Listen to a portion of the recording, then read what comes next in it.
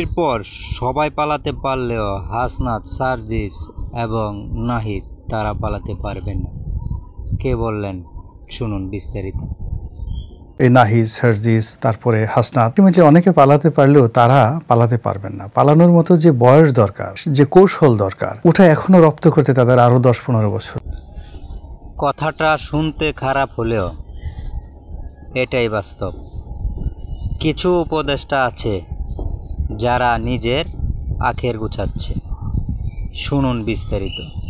অনেক উপদেষ্টা তাদের নিজেদের আখের গুছিয়েছে অথবা গণ অভ্যুত্থানের সাথে বিট্রে করেছে।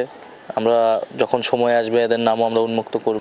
তারা নিজেদের সেফ এক্সিটের কথা ক্ষমতা বেশি দিন টিকে থাকে না, এটা যেমন সত্য, ক্ষমতা চিরস্থায়ী না, এটাও সত্য।